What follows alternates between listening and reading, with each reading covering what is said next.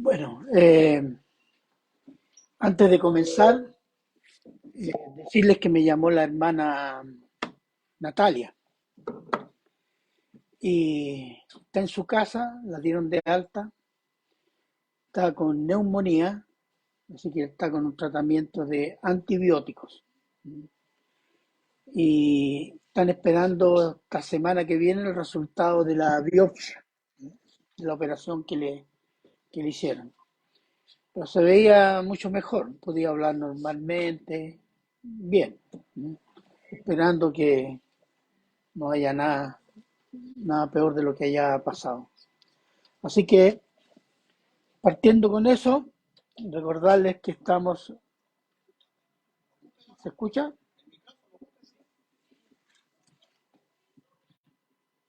Un, dos, tres, ya, un vasito de agua, por favor. Ya. Eh, Decirles que estamos en Juan todavía, vamos a ver del capítulo 3 versículo 11 al 15. Recordad de que el Evangelio de Juan tiene un solo propósito. A lo largo de todo el escrito, todo el Evangelio. ¿Y cuál es?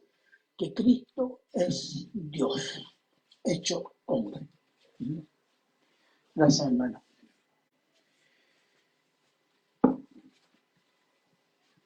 Entonces, estamos en la parte en que el Señor Jesús tiene un diálogo con un fariseo llamado Nicodemo. El Señor Jesús enseñó a Nicodemo que para entrar al reino es necesario nacer de nuevo. Toma en cuenta esa palabra necesario. La palabra necesario establece una condición inapelable, obligatoria, sin la cual no se entra al reino de Dios. No se entra por obras, no se entra por buena voluntad, sino por nacer de nuevo, que es una obra que hace Dios. Y esa condición de nacer de nuevo no es obra por la capacidad humana, sino por la obra y el poder de Dios, que declara en Isaías, veamos Isaías, vamos a ir a Isaías un momento, que hay una declaración que nos deja claro, Isaías 45, 22, que dice a Israel, dice, mirad a mí y sed salvos todos los términos de la tierra, porque yo soy Dios y no hay más. No hay nadie más que salve. Por lo tanto, Jesucristo es Dios. Y Dios salva solo y únicamente por medio de la encarnación de la segunda persona de la Trinidad, que como hombre paga el pecado de los hombres con su muerte en una cruz y resucita gloriosamente. No existe otra persona ni otro medio para nacer de nuevo que por la fe en la persona de Cristo y su obra. Por tanto, agregar o quitar algo a Cristo y a su obra es engañar a la gente, haciéndole creer que se van al cielo de Dios, pero se encontrarán entrando al infierno sin saber por qué. ¿Cuál ha sido la respuesta de los hombres a la obra de salvación de Dios por Cristo Jesús? La mayoría de los israelitas y la mayoría de los gentiles han respondido con incredulidad. Esa es la marca registrada de la humanidad.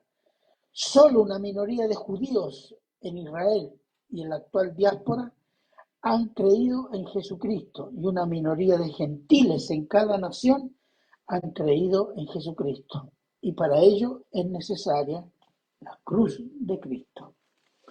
Y el título del sermón es, el título lo tengo por acá, perdón, la incredulidad de Israel y la necesidad de la cruz. Y estamos en Juan 3, del 11 al 15. Bien, oremos.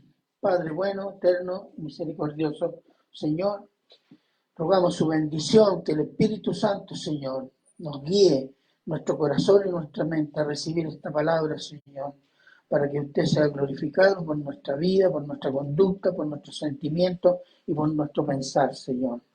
Somos todavía carnales, Señor, y ayúdenos en esta lucha con el poder de su palabra. Gracias, Señor. Se lo agradecemos siempre en Cristo Jesús. Amén. Bien, versículo 11. Leamos el versículo 11. Dice, de cierto te digo, que lo que sabemos hablamos y lo que hemos visto testificamos y no recibís nuestro testimonio. Ya lo dijimos la otra vez, cuando aparece en la Biblia la palabra desierto. Es una expresión para llamar la atención del oyente. ¿Por qué? Porque el Señor Jesús está por revelar una verdad fundamental que inicia, y en este caso, inicia en el versículo 11 y va a terminar en el versículo 21 del capítulo 3. Es como decir, de verdad te digo. Y aquí el Señor habla en plural. ¿Cuáles son las palabras en plural? Sabemos, hablamos, hemos visto, testificamos. Ahí hay un diálogo entre Nicodemo y el Señor Jesús. Y cuando el Señor Jesús dice sabemos, hablamos, testificamos, ¿de qué está hablando? Ahora, hay tres, digamos, no digo posiciones, pero se han pronunciado, que podrían ser tres situaciones. Una, que podría ser la Trinidad. Acuérdense que el Señor Jesús vino con el poder del Espíritu Santo y a nombre del Padre. Y Él dice, todo lo que yo les digo es lo que yo he oído del Padre. Por lo tanto, algunos dicen es la Trinidad.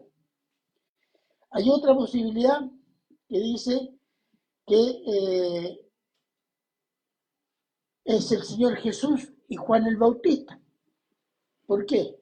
Porque Juan el Bautista dio testimonio público ante Israel en el Jordán de he aquí el Cordero de Dios que quita el pecado del mundo. Y el Señor Jesús que se presenta cuando dice arrepentidos porque el reino está cerca. Entonces dice, esos dos serían, digamos, el testimonio. Y ya por eso hablo en plural. Y la otra posibilidad, según los comentaristas, es que sean los Jesús y los discípulos convertidos. No dice ahí en qué momento es este diálogo. Entonces, se supone que es en el último periodo, cuando ya el Señor va a Jerusalén. Pero no explica nada más. Entonces, la mayoría de los comentaristas dicen de que es Jesús y sus discípulos. Uno puede leerlo y las tres posibilidades pueden ser correctas también. Si a uno le parece, porque no hay argumentos que se contradigan. Hay argumentos para las tres, porque no lo dice explícitamente quienes sabemos, dice testificamos. En cualquiera de los tres casos es evidente que el testimonio de salvación por Cristo Jesús era ya y ha sido testimoniado por muchos. Hoy día es evidente, muchos. Nosotros somos los muchos, pastores,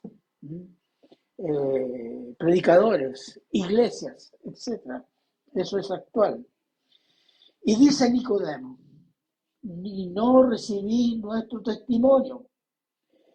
Está hablando con Nicodemo, y a quién le dice no recibís, plural.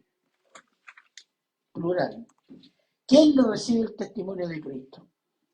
Bueno, en la historia de los 3 años que ya en el principio, después del primer año, el Señor Jesús tuvo una oposición. Y cuando dice no recibís, se refiere al sacerdocio de Israel, a los sacerdotes, a los escribas, los fariseos y la mayoría del pueblo de Israel. ¿Cuántos fueron los salvos? ¿Se acuerdan cuando dice en 1 Corintios? Dice el apóstol Pablo, y se reunió el Señor Jesús con ¿cuántos? 500.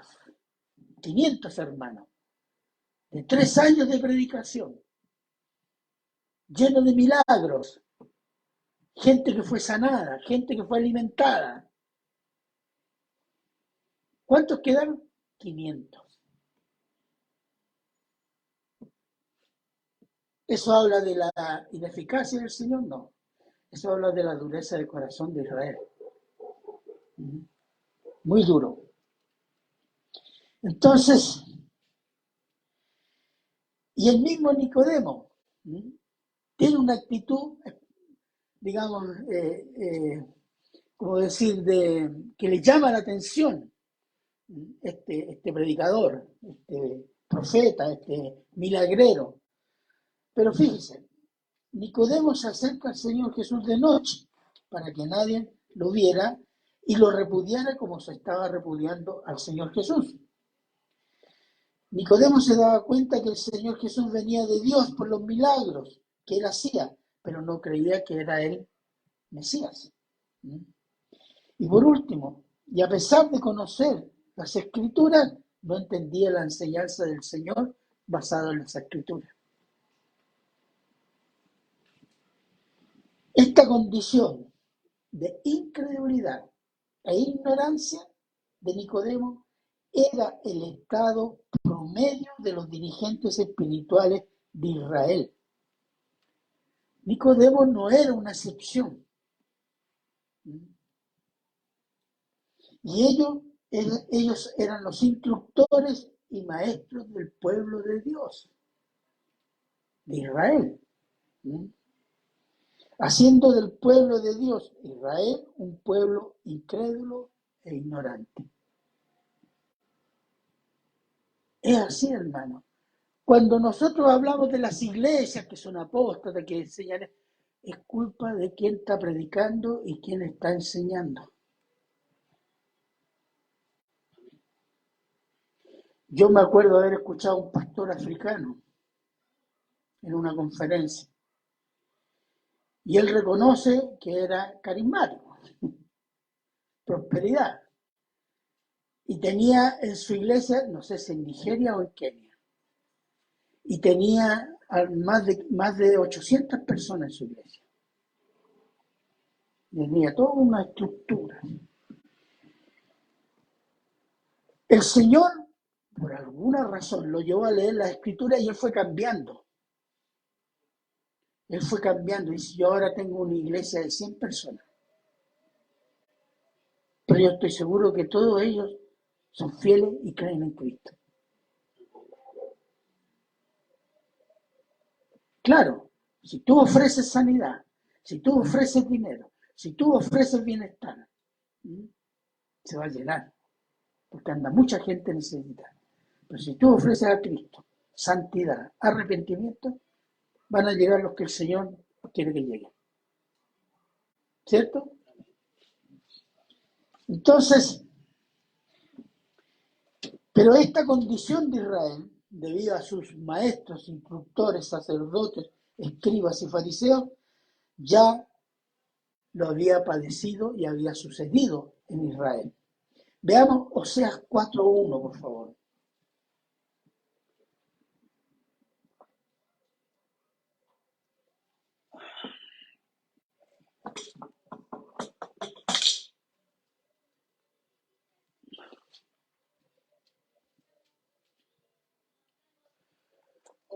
Palabra de Jehová, hijos de Israel, porque Jehová contiende con los moradores de la tierra, porque no hay verdad, ni misericordia, ni conocimiento de Dios en la tierra. Versículo 6, ahí mismo. Mi pueblo fue destruido porque le faltó conocimiento. por cuanto desechaste el conocimiento, yo te echaré del sacerdocio, y porque olvidaste la ley de tu Dios, también yo me olvidaré de tus hijos. Es un juicio. ¿Por qué? Porque Israel abandonó la ley. Abandonó la ley y abandonando la ley, abandona el conocer a Dios. Y ese es el juicio. Y hubo un resultado de este juicio. En un determinado momento, el reino del norte, Israel bajo juicio, reino dividido, es llevado cautivo por Asiria, el imperio de Asiria. Y 100 años después, el reino del sur, Jerusalén, es llevado cautivo a Babilonia por 70 años. Entonces,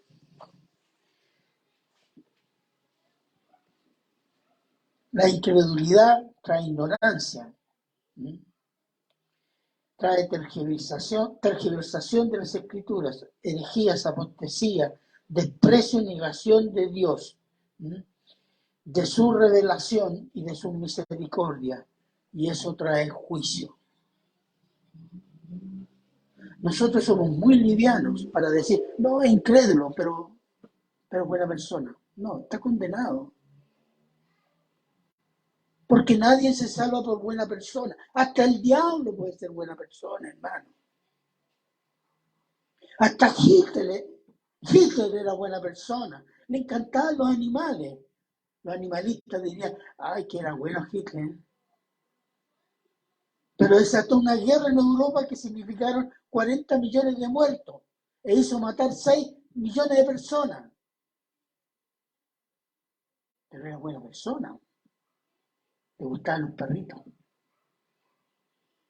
¿Se entiende la lógica? Decir que es incrédulo livianamente, decir, no, debería movernos el corazón y decir, va a la condenación eterna, al juicio de Dios. Porque sin Cristo nadie es salvo.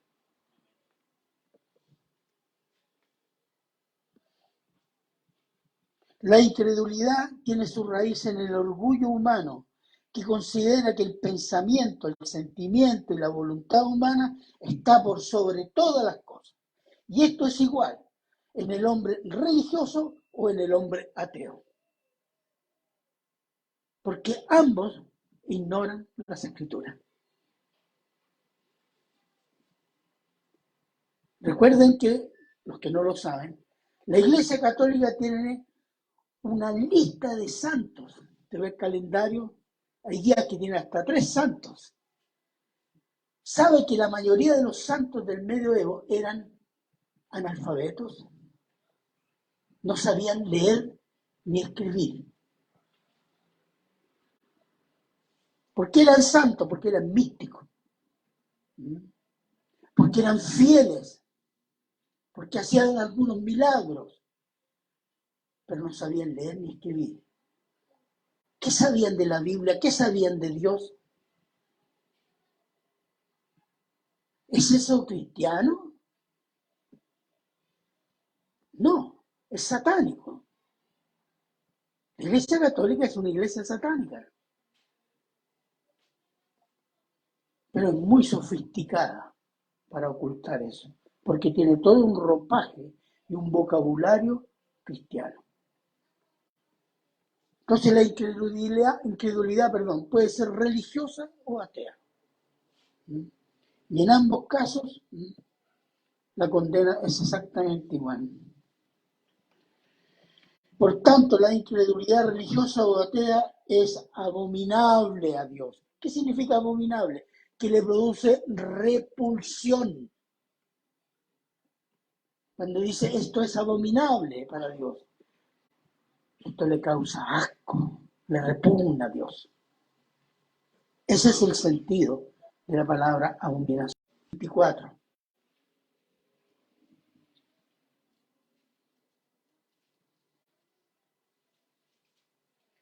Mateo 11, 22 al 24.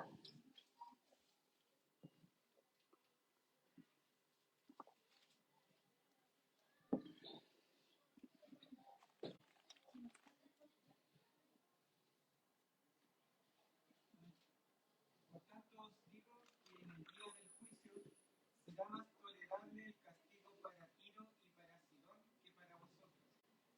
Y tú, Capernaum, que eres levantada hasta el cielo, hasta el Hades serás abatida. Porque si en Sodoma hubieran hecho los milagros que han sido hechos en ti, habría permanecido hasta el día de hoy. Por tanto os digo que en el día del juicio será más tolerable el castigo para la tierra de Sodoma que para ti. ¿Se fijaron?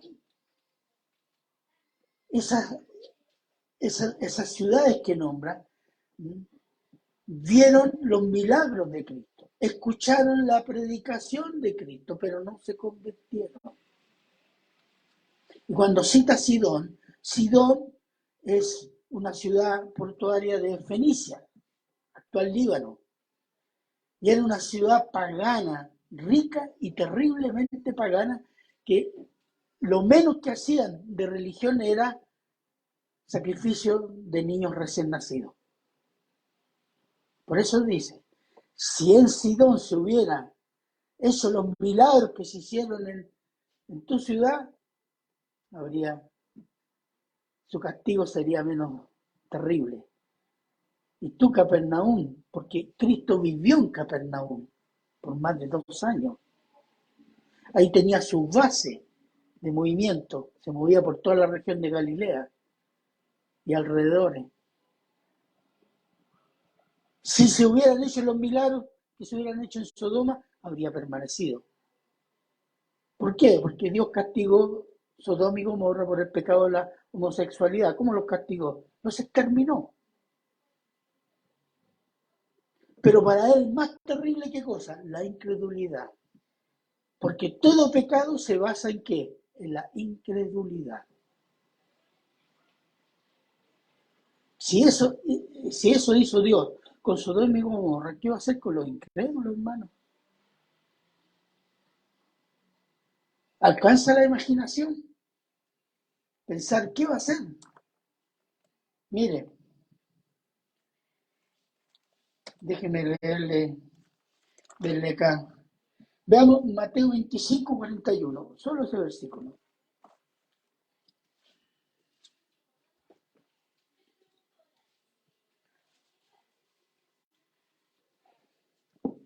¿25:41? Sí. Entonces dirá también a los de la izquierda, apartaos de mí, malditos, al fuego eterno preparado para el diablo y sus ángeles. ¿Cómo los trata? No es que son la izquierda política, no. También. Bueno, están incluidos. Pero se refiere a las cabras que puso a la izquierda para hacer el juicio. Las ovejas de un lado y las cabras por otro lado.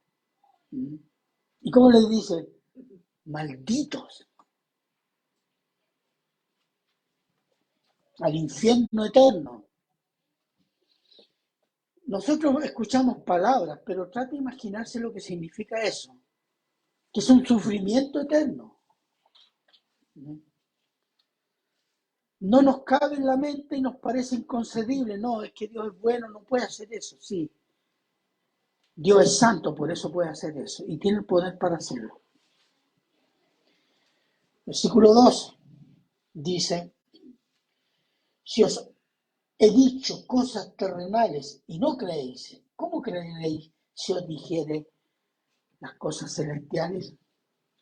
Ahora, el Señor le está diciendo, si no creen las evidencias terrenales de la salvación, ¿cuáles son las evidencias terrenales? Que Dios está salvando hombres, no está salvando ángeles en el cielo, no, está salvando hombres en esta tierra. Nacer de nuevo. ¿Cómo creerían las evidencias celestiales? Y dice cosas terrenales o evidencias terrenales de la obra de Dios para salvar pecadores, santificarlos y los milagros del Señor Jesús. Esas son obras de Dios en la tierra, a la vista de todos los hombres. Y no las creen. Algunos dicen, ver para creer. Están viendo, pero no creen. ¿Por qué? Porque no es por vista, es porque hay un corazón duro, un corazón que no quiere creer. Los judíos, que eran religiosos, acusaron al Señor Jesús de que sus milagros no venían de Dios. Lo estaban viendo, pero era tan evidente que decían, sí, pero no es de Dios. Es como cuando alguien se convierte, no sé, una persona alterna se convierte. Sí, no sé, pero le dieron algo a este, le lavaron el cerebro, por eso anda así. No creen en la mano y en el poder de Dios. Mire lo que dice Mateo 12, 23, 24, por favor.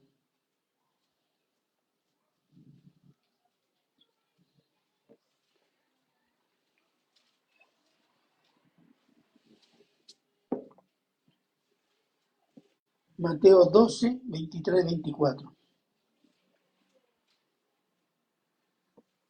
Si alguien puede leerlo, por favor.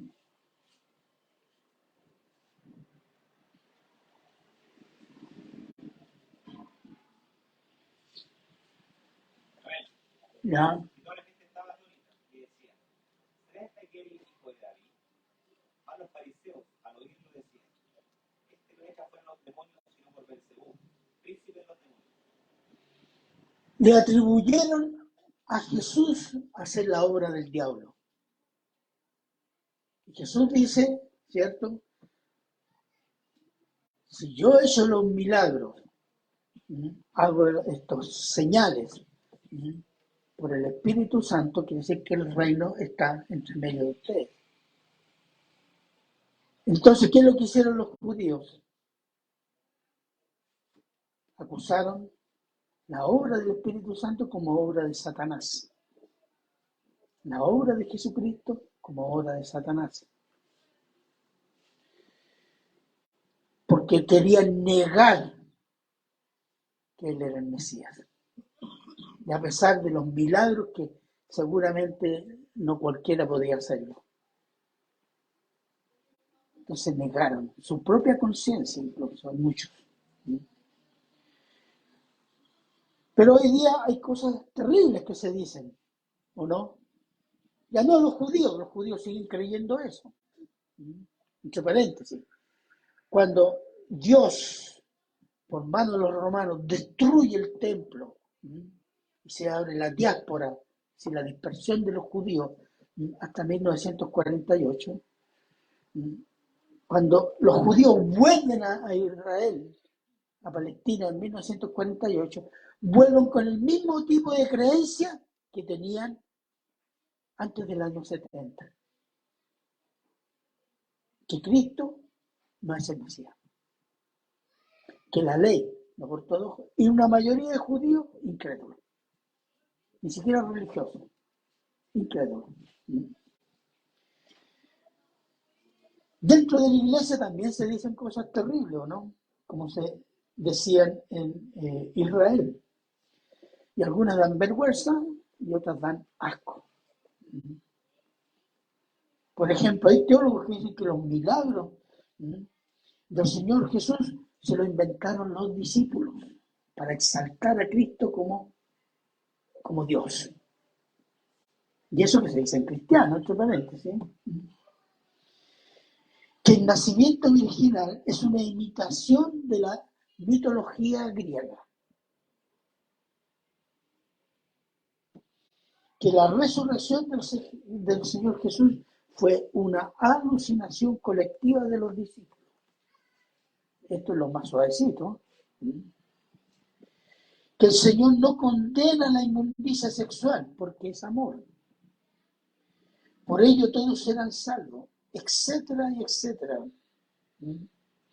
Y esto lo proclaman personas que se dicen cristianas nacidas de nuevo.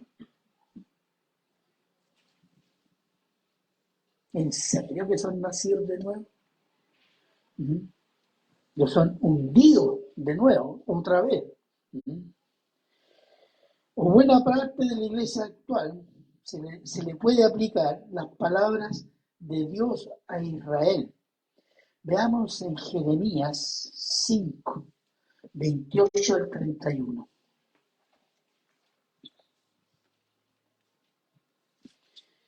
Jeremías 5, 28 al 31. Amén. Se engordaron y se pusieron lustrosos y sobrepasaron los hechos del malo. No juzgaron la causa del huérfano, con todos hicieron prósperos y la causa de los pobres no juzgaron. No castigaré esto, dice Jehová, y de tal gente no se vengará mi alma. Cosa espantosa y fea es hecha en la tierra. Los profetas profetizaron mentiras y los sacerdotes dirigían por manos de ellos, y mi pueblo así lo quiso. ¿Qué pues haréis cuando llegue el fin?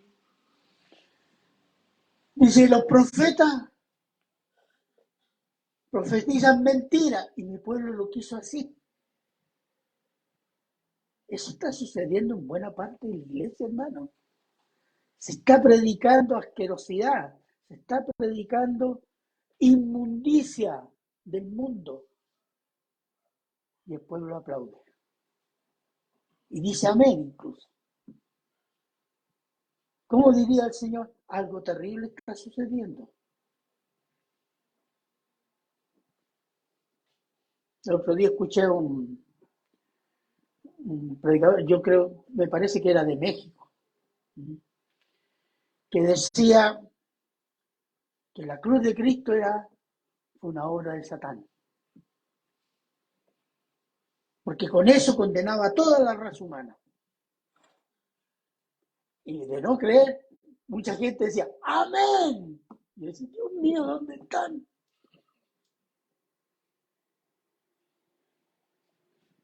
Y eso es lo que está diciendo Jeremías, exactamente igual. Usted escucha las predicaciones de este, ¿cómo se llama este hijo del diablo? Casluna. Y la gente, ¡ah! Aplauso, amén. O el mentirólogo este Maldonado.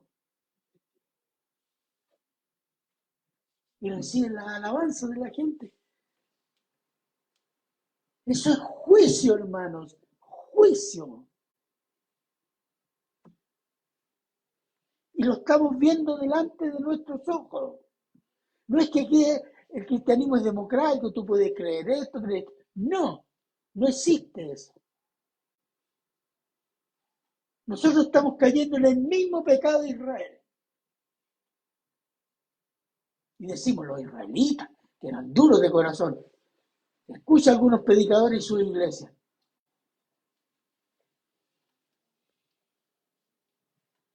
Mire, segunda de Tesalonicenses 2, 11 y 12. Está hablando del último tiempo. Por esto Dios le envía un poder engañoso para que crean la mentira, a fin de que sean condenados todos los que no creyeron a la verdad, sino que se complacieron en la injusticia. Todos los que no creen, Dios está enviando predicadores mentirosos, porque eso es lo que quieren oír. Ténganlo. ¿Para qué? Para que su condena sea definitiva. Eso es un proceso de juicio, hermanos. Está delante de nosotros. ¿Por qué han proliferado estos predicadores de la prosperidad, predicadores místicos, predicadores del amor por el amor y con todas las inmundicias entre medio? Porque es un juicio de Dios. Porque el mundo no quiere creer y quiere creer sus propias cosas. Ténganse sus predicadores, condénense. Es un juicio, hermano. Como lo fue para Israel. Dios los abandonó y después hubo juicio. Al reino del norte y después al reino del sur.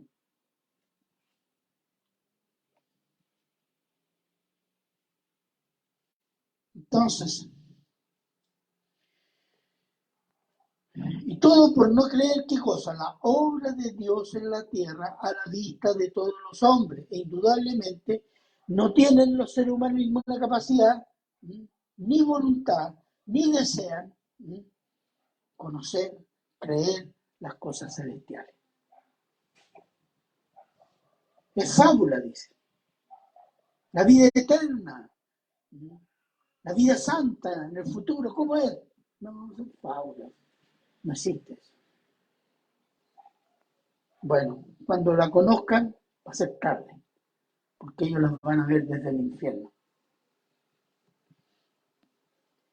Entonces la incredulidad hace ignorante y condena eternamente. Versículo 13. Versículo 13. El cielo y Cristo. Nadie subió al cielo sino el que descendió del cielo, el Hijo del Hombre que está en el cielo. Ahora, ningún ser humano ha llegado al cielo hoy día, porque el cielo es el lugar donde está el trono de Dios. En la Biblia lo menciona como tercer cielo. El primer cielo es esto atmosférico. El segundo cielo sería el espacio que nos parece infinito. Y el tercer cielo, el que está más allá de este espacio que nos parece infinito, donde está Dios. Y hay un solo camino para llegar ahí. ¿Cómo se llama ese camino? Cristo. Entonces, ningún ser humano ha llegado al trono de Dios, y esto implica que ningún ser humano conoce a Dios, las cosas de Dios, a menos que el mismo Dios se las revele a los hombres. Toda la revelación que tenemos de Dios es por voluntad de Dios, hermano. No es porque nosotros somos súper inteligentes, súper capacitados, súper de súper, para entender que hay un Dios. No.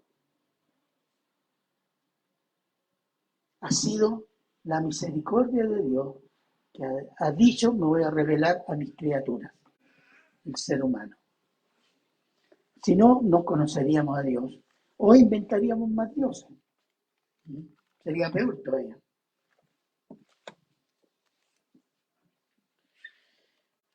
Y toda la revelación de Dios nos viene por Cristo. Cristo es la suprema revelación de Cristo. Veamos Juan 1:18, por favor.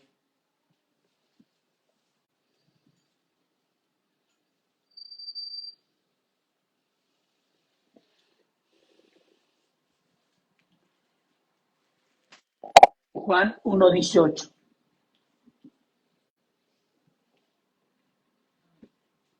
A Dios nadie le dio jamás. El unigénito Hijo que está en el seno del Padre, Él le ha dado a conocer. ¿Quién le da a conocer? Su Hijo. ¿Y cómo lo dice? El Hijo del Hombre. Cuando dice el Hijo del Hombre, podemos tomarlo literalmente, como que es Dios con figura de hombre. Pero este es un título mesiánico.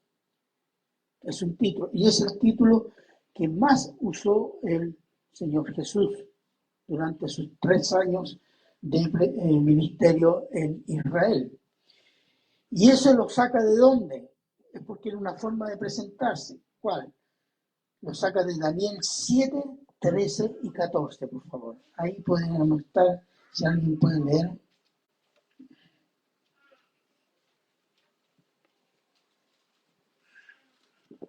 Daniel 7, 13 y 14.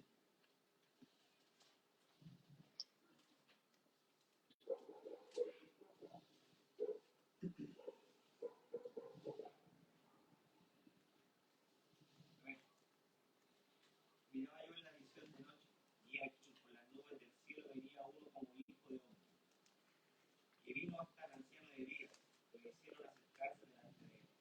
Y le fue dado dominio, gloria y reino, para que todos los pueblos, naciones y lenguas le sirvieran.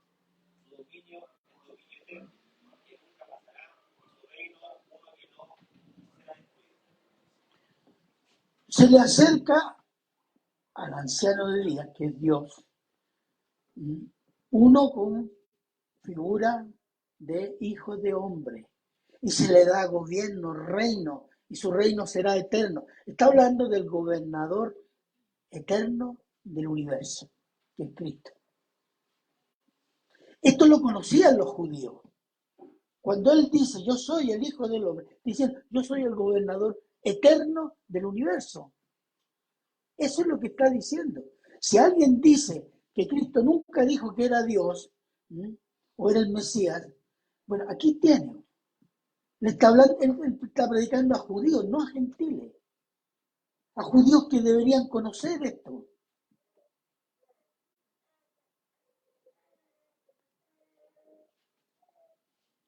Entonces, se presenta como el gobernador eterno y universal. ¿Por qué? Porque los hombres todavía no conocemos el cielo, pero tampoco el infierno. Sí el sufrimiento, pero no el infierno. Miren lo que dice Juan 5. Se lo leo yo. Del 26 al 29. Dice, porque como el Padre tiene vida en sí mismo, así también ha dado al Hijo el tener vida en sí mismo. Es decir, que Cristo puede dar vida porque Él tiene vida en sí mismo, que es Dios. Eso es lo que está diciendo. Versículo 27. Y también le dio autoridad de hacer juicio por cuanto es Hijo del Hombre, gobernador eterno del universo. No os maravilláis de esto, porque vendrá hora cuando todos los que están en los sepulcros oirán su voz. Resurrección. Los que hicieron lo bueno saldrán a resurrección de vida eterna. Más a los que hicieron lo malo a resurrección de condenación. Ahí. El ser humano, unos entrarán al cielo y otros entrarán al infierno. Y cuando hablamos de cielo, estamos hablando de ante la presencia del trono de Dios por medio de Jesucristo. ¿Cierto? Entonces, así que el Señor Jesús viene del cielo a rescatar pecadores para después volver al cielo. Amén. Amén. Amén. Despierte. Versículo 14. El 14. Y como Moisés levantó la serpiente en el desierto, así es necesario que el Hijo del Hombre, fíjense, siempre usa ese término, sea levantado. Y este es un ejemplo que hace el Señor Jesús. El Señor Jesús habla de un evento sucedido en el periodo de la peregrinación de Israel en el desierto. Israel tuvo 40 años en el desierto, no porque fuera lejos para llegar, sino que dio vueltas en el desierto por un juicio de Dios. Porque la generación que salió de Egipto le dio miedo y no confió en Dios para entrar a la tierra de Canaán. Le dijo, moriréis en el desierto. Y la generación más joven que venía de Egipto, o los que nacieron en el desierto, esos fueron los que entraron después. Y ahí hace varios juicios. Por ejemplo, veamos Números 21, del 7 al 9. Entonces el pueblo vino a Moisés y dijo, hemos pecado por haber hablado contra Jehová y contra ti. Ruega a Jehová que quite de nosotros estas serpientes, y Moisés oró por el pueblo. Y Jehová dijo a Moisés, hazte una serpiente ardiente y ponla sobre un asta, y cualquiera que fuere mordido y mirare a ella vivirá. Y Moisés hizo una serpiente de bronce y la puso sobre un asta, y cuando alguna serpiente mordía a alguno, miraba a la serpiente de bronce y vivía.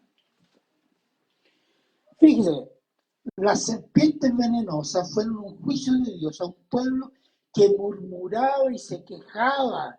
¿Conoce eso? La quejabanza. Es lo contrario de la alabanza. Pero Israel se quejaba. Mira, no tenemos suficiente. No, aquí no hay agua. No, estamos cansados de esta comida.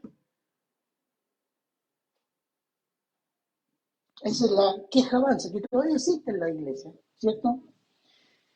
Y se quejaban contra Dios y contra Moisés. Y Dios dijo, mando serpientes venenosas para que recapaciten. ¿Por qué? Porque el ser humano, ¿cómo entiende las cosas de Dios? ¿Cómo las entendemos? A golpe. A veces por una enfermedad entendemos lo que Dios quiere hacer con nuestra vida, ¿o no? Porque a las buenas no entendemos. Creemos que siempre estamos bien con el Señor. Y nunca nos damos cuenta de nuestros pecados. Pero el Señor a veces nos remece y nos pone en una condición, oh, parece que estoy mal. Y recién empieza a darse cuenta. Y eso sucedió con Israel. Y cuando reconocieron su pecado, Dios proveyó salvación por una serpiente colgada en un palo. Dios estaba ilustrando a Israel que la salvación del juicio es por la provisión de Dios. Primero, ¿quién proveyó? Dios dijo a Moisés, haz esto, esto y esto. Y ellos miren eso y serán sanados y salvados. Y el hombre solo debe mirar y creer en esa provisión.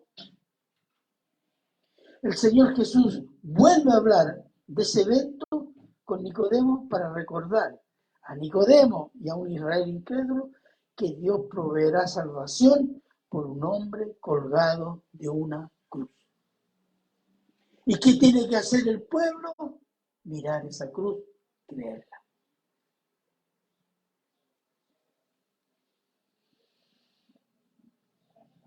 Dice después, es necesario que el Hijo del Hombre sea levantado. Ese necesario significa que es una condición sine qua non. Si no cree en la cruz, usted no tiene salvación.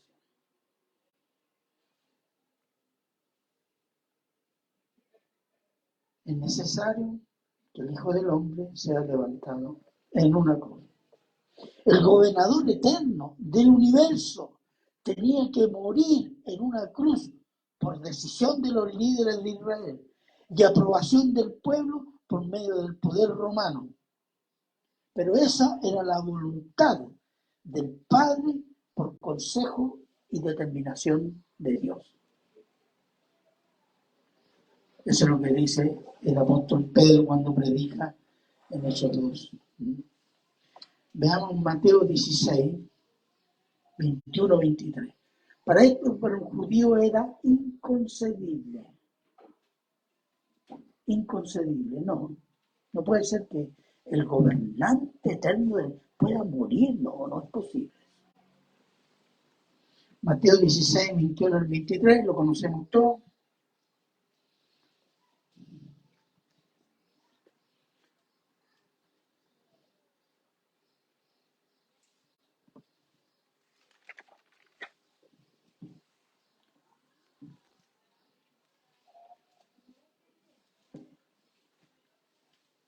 Mateo 16, del 21 al 23.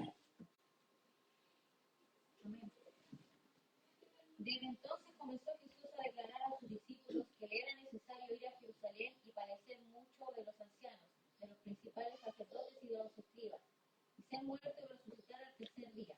Entonces Pedro, tomándolo aparte, comenzó a reconvenirle diciendo, Señor, ten compasión de ti, en ninguna manera esto te acontezca. Pero él, volviéndose, dijo a Pedro, quítate de delante de mí, Satanás, me eres tropiezo, porque no pones la mira en las cosas de Dios, sino en la de los hombres.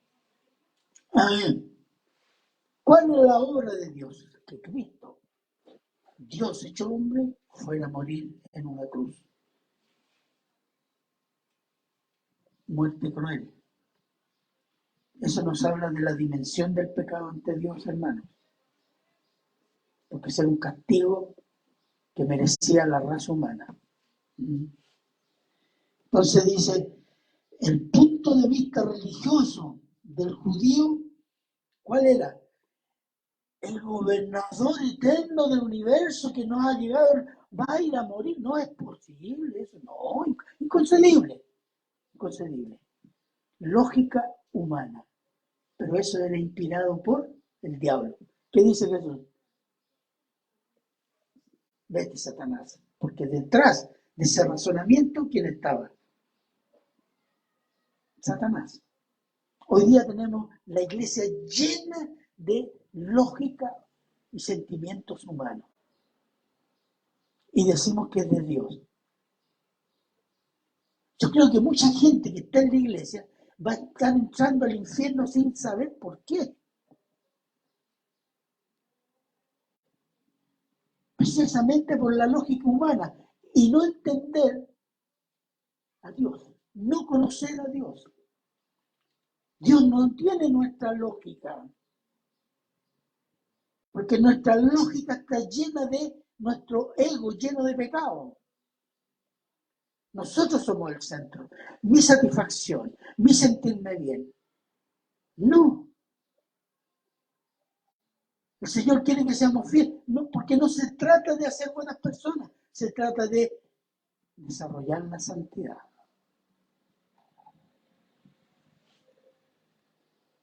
En Hebreos dice, casi todo es purificado según la ley con sangre, y sin derramamiento de sangre no hay remisión de pecado. Ese es el punto.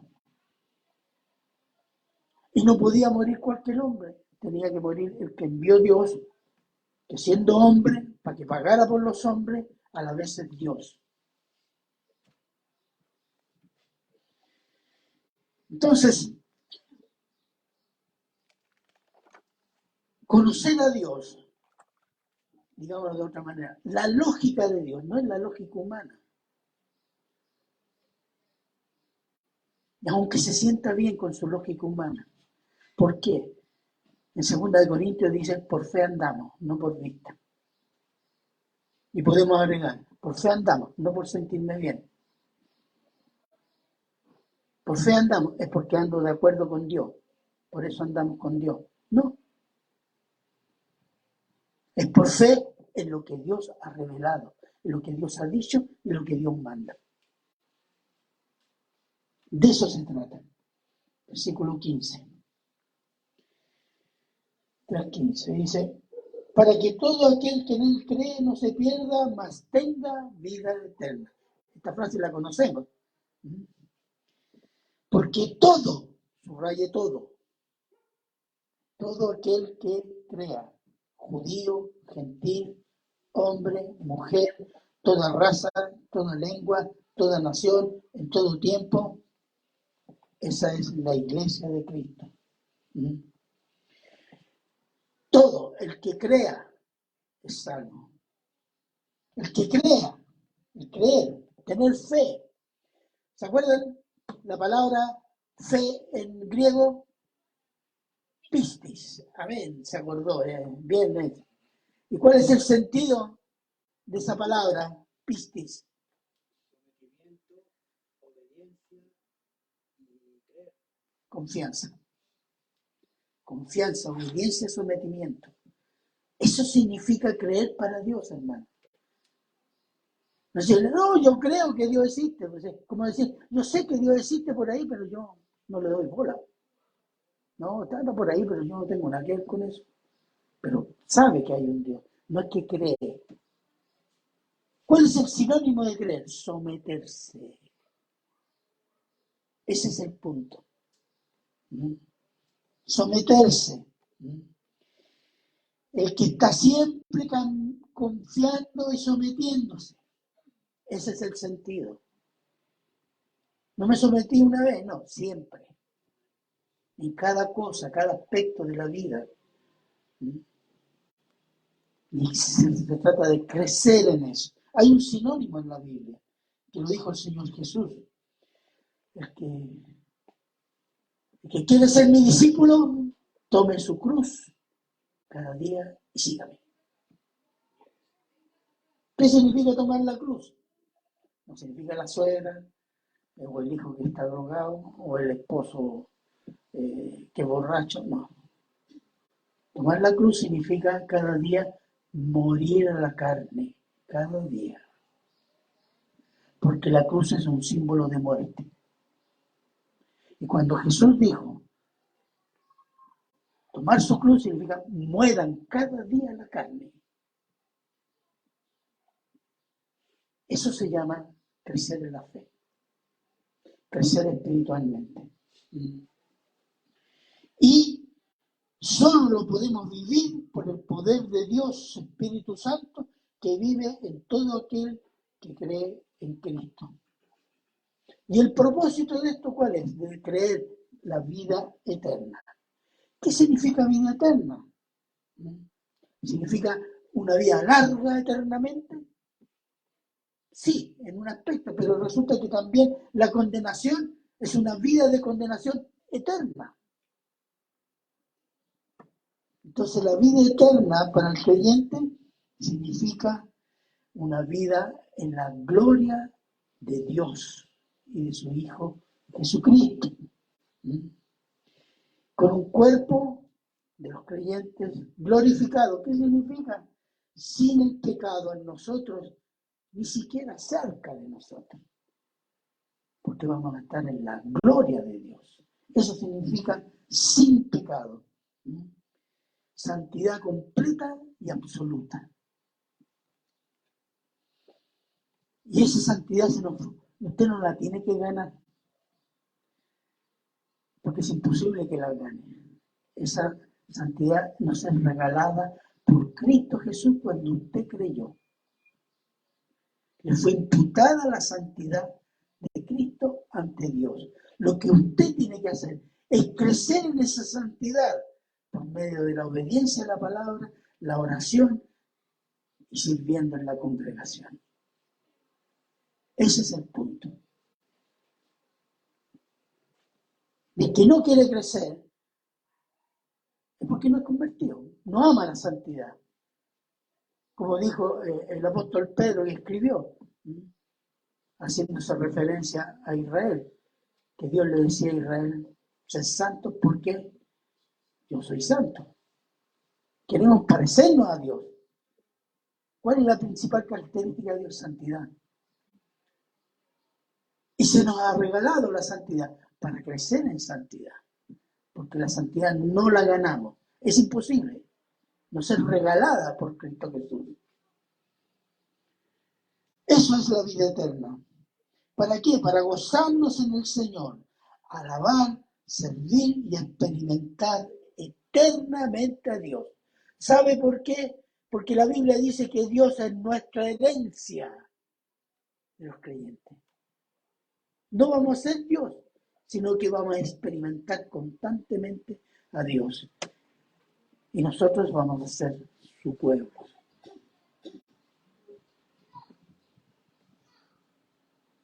Y esto es solo por fe. No la puede ganar el ser humano. Eso lo tenemos que, nosotros tendemos a complacer a Dios, decir, mira, pequé, pero voy a hacer esto, así, para equilibrar la cosa. No estamos haciendo eso. Lo que tiene que hacer es ir a la rodilla y decir, perdón, Señor, yo pequé, porque quise pecar, perdóname. Y como Él es misericordioso y ve su corazón, lo va a perdonar. Efesios 2, 8, 10.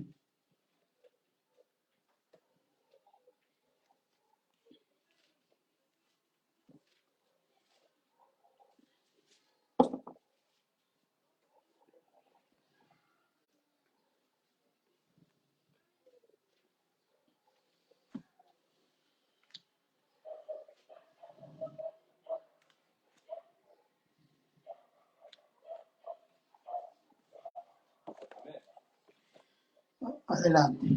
Porque por gracia sois salvos, por medio de la fe. Esto no de vosotros, pues es don de Dios. No por obras, para que nadie se gloríe. No por obras, para que nadie pueda autoexaltarse que ha ganado su salvación, porque es imposible.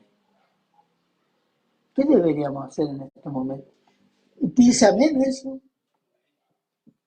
No hay ni un amén. Amén. Aquí hay un amén. ¿Usted dice amén a eso? Amén. Bueno, entonces vamos a concluir. Póngase de pie. Vamos a orar y darle gracias al Señor por su salvación tan grande. Amén. Amén. Oremos. Padre bueno, eterno y misericordioso Señor, queremos darle gracias, Señor, por la obra de Jesucristo en esa cruz, su resurrección, todo según su plan, Señor, para salvar pecadores, de los cuales estamos nosotros, Señor.